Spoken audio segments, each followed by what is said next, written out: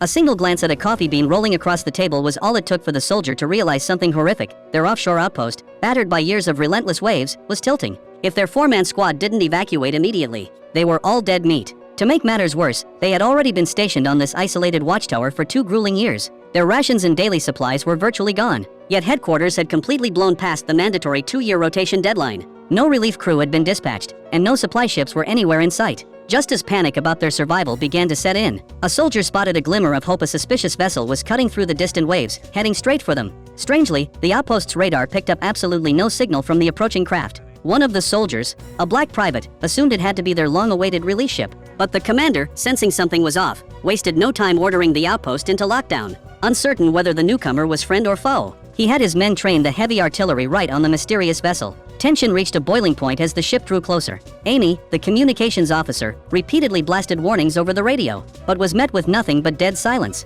Just when everyone expected the commander to give the order to fire, he suddenly changed his mind. He handed the black soldier a pistol and ordered him to take a small boat out to investigate. Though the private knew this was a suicide mission, orders were orders, and he rowed out into the open water. As he approached the ship, a chilling realization washed over him. The decks were completely deserted, and the entire hull was caked in rust. It looked less like a relief vessel and more like a ghost ship. After circling the perimeter with no response, he decided to board the vessel. To avoid blowing his cover, he made the fateful decision to switch off his noisy walkie-talkie, completely unaware that this single move would nearly cost him his life. Stepping into the bridge, he found the place totally ransacked, with cobwebs covering the coffee cups. It was glaringly obvious the ship had been abandoned for ages. Yet, the crew was nowhere to be found, and if they had perished, there should at least be bodies. As he cautiously crept deeper into the lower decks, his blood ran cold when he discovered 4 tactical combat uniforms laid out. In that instant, it clicked. This was supposed to be their relief ship. But where on earth did the 4-man crew go? On the bright side, the ship's pantry was fully stocked.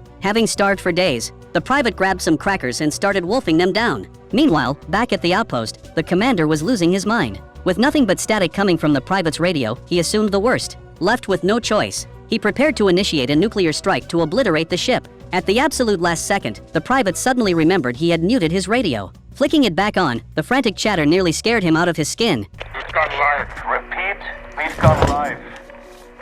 No one here. All clear.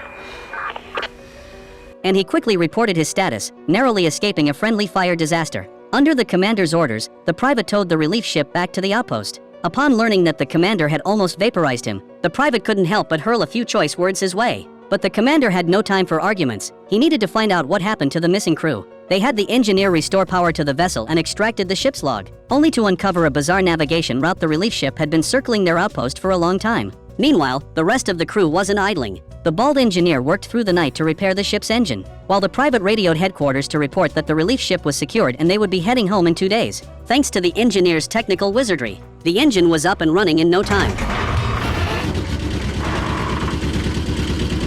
Thinking they finally had their ticket home, the 2 men rushed to break the good news to the commander. To their surprise, the commander was already waiting for them outside, and he dropped a bombshell order: destroy the relief ship immediately.